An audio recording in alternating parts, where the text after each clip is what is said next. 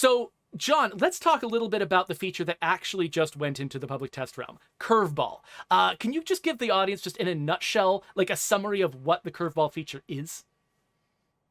So yeah, we wanted to introduce a feature that could add variation and change from play session to play session. A system which is able to like influence tunables and turn those into modifiers to spice things up over prolonged play times to keep the map dynamic and engaging. Um, a big part of this is that the experienced players are able to kind of predict and have the know-how to perfectly outplay situations. So we're kind of hoping this Curveball feature is able to make these play sessions less predictable, and in some cases requires different strategies to overcome. So essentially, it's a late game feature in that regard. We don't want to overwhelm new players or step on the toes of those early missions. This feature presents itself as the world changing over time. And effectively, that's the background for what curveballs are. So, yeah, so what were some of like the design choices and considerations you had to make when you were developing this feature? Trying to, because taking a big new feature and trying to fit it into an existing game that's already been, out there for years, it's got to be an interesting problem to try to figure out where exactly it fits in the ecosystem. Yeah, exactly. I think the biggest design consideration was all the new effects need to feel grounded with the experience. It has to feel like it belongs in State of Decay 2. I mean, we're touching upon like and modifying a lot of game tunables, so we have to be able to justify narratively as well why something is in the way it is. The scenarios have to like fit the game world in that essence. And actually, another thing. Oh, go ahead. No, yeah, you finish your idea.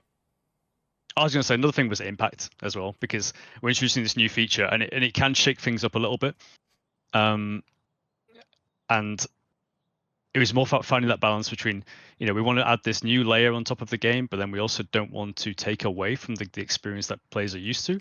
So it's trying to find that sort of ebb and flow of let's introduce this mechanic, but then let's give them a bit of downtime. And yeah, we were really careful with like just how we wanted to introduce these systems, and we're making a lot of big changes. And we're just very cautious of just the whole game in itself, like tiptoeing around, sort of like making sure that we don't damage anything, or we appreciating the systems that are in place. So yeah, there was a lot of considerations that went into it. So one of the questions that I actually got from the chat, La Coalición wants to know, how does the difficulty system affect curveballs, and which difficulty settings are relevant? Combat, community, map? Just talk about fitting this in. And I should tell the audience, by the way, I am not very familiar with the Curveball feature. I have been focusing in other places, so I'm not even sure if I'm asking some of these questions in the right way. So so those of you who are brand new to the feature, I'm going to be brand new right along with you. And so I'm going to be asking your questions a little bit blind myself. Anyway, yeah, but the question is, how does it work with the difficulty system? So it should all be balanced towards the difficulty that's been set. We're not making any sort of, new tunables that affects difficulty. It's just taking the pre-existing numbers and it's kind of modifying those. So if you're playing on Nightmare, it's still going to feel like Nightmare. If you're playing on Lethal, it's still going to feel like Lethal, and Green, it's still going to play like Green. So we do test every single difficulty to make sure that it's not, OP in certain areas. There are some considerations on difficulty, but they're more about how we affect the score that reveals the curveballs. So it's more under the hood. That makes sense.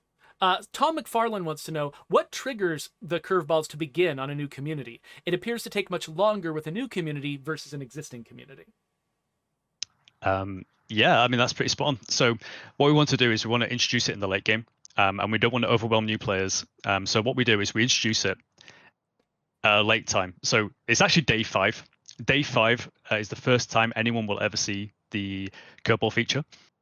Once you've seen it and you play through the tutorial, we are going to bring it in earlier the next time for like another community after the tutorial. It comes in around about day 2.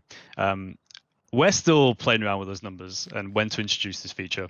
But we feel like that was a really good time to sort of just get people to settle in, definitely for new players as well.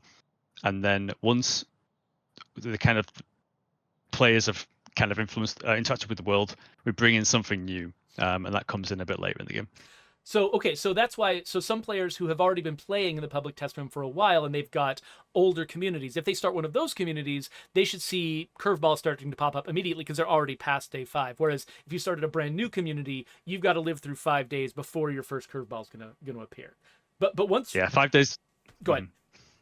5 days to you first see it. Day 2 for any next communities. But if you actually move the map or and you continue with that community, the curveballs will be there right at the beginning. So Cool.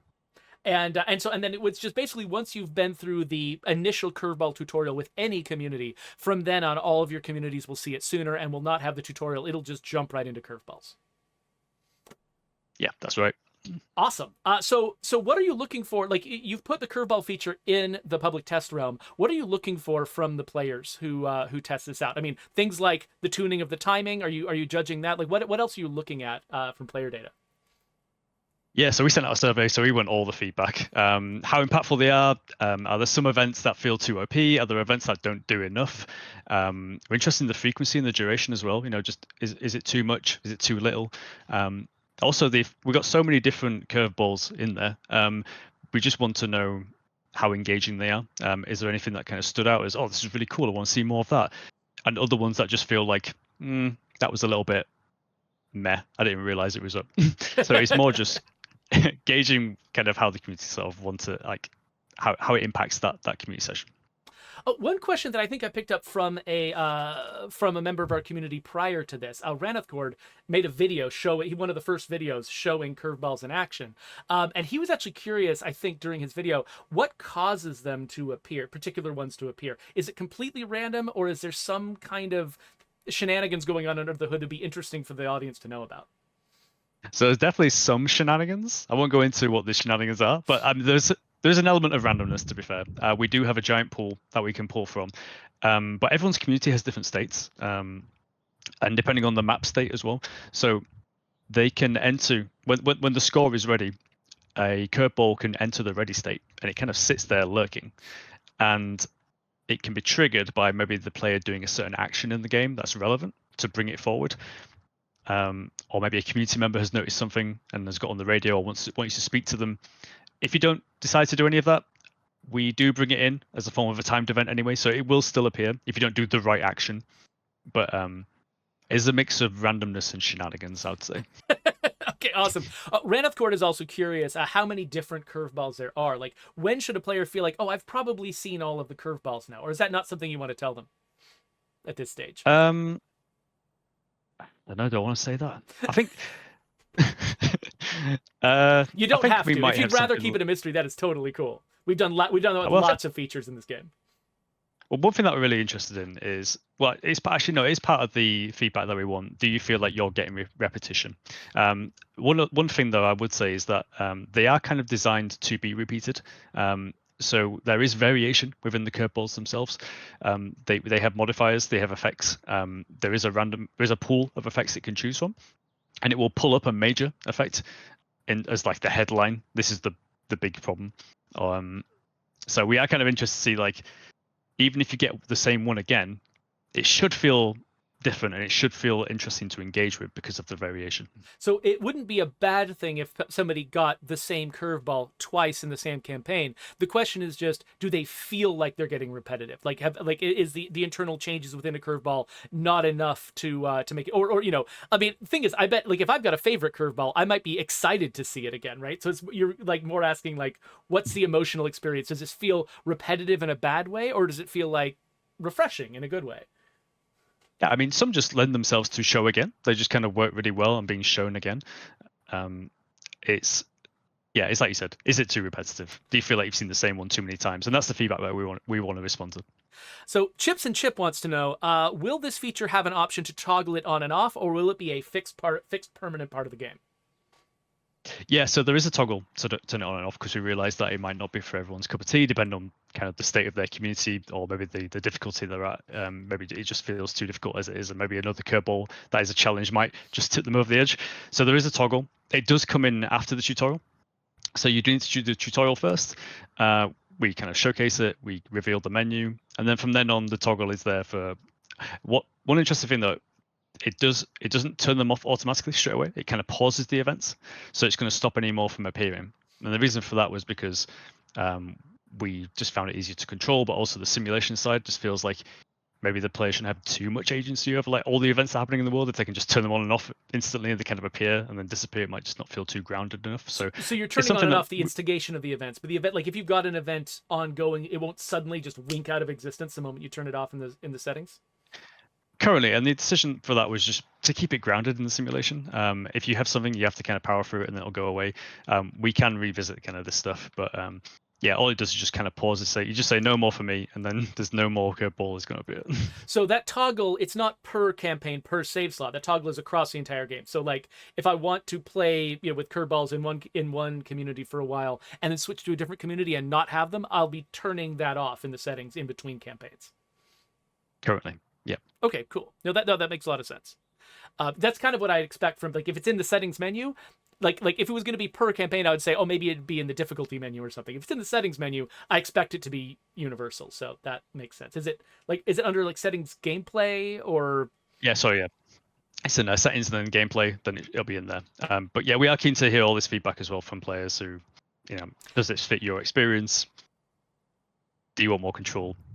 Yeah, all that kind of stuff. And that's the reason to put it in the public test realm and put a survey out, right? Because there's a certain amount exactly. that you can figure out by playtesting a feature like this internally, but really a lot of the biggest questions are things that we can only answer with the audience.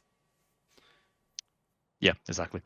So Fall Down Go Boom wants to know, do we send any feedback or bugs to the support site like usual, or is there some other method that we should use to report if something is going wrong? My gut says the support site, but do you two know of anything else, some other method besides the survey, I guess? You can answer this, Bish. Oh, look, it's getting points up to me now. I would assume, use the normal communication channels as and when. We are in your Discord. We are watching what you say as well. We're there. So if you want to post stuff and you want to report stuff there, we can certainly get an ear in there and maybe do something about it. So there is a public test realm channel in the Discord. The patch notes were posted there a while back, though. I don't know. We might want to. I'm pretty sure there's also a permanent link to them someplace that I believe the moderators might know about.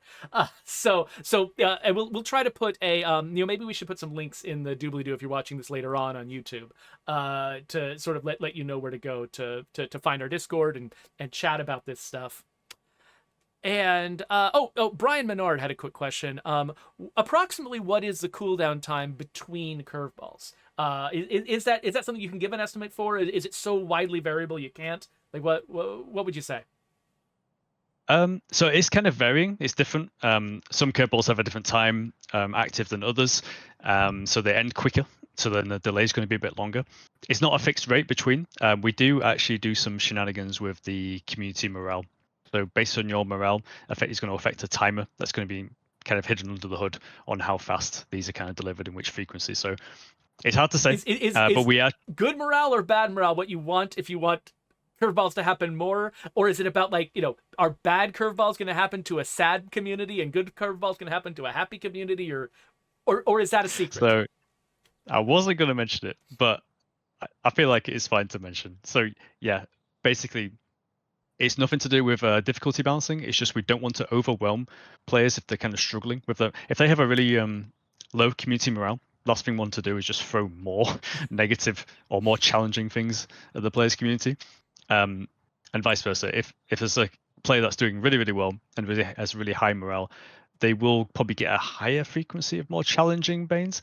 Now, it doesn't mean that you're just going to get challenging stuff and vice versa, that you're still going to get both good and negative curveballs coming in. It's just there might be a slight tilt one way or the other.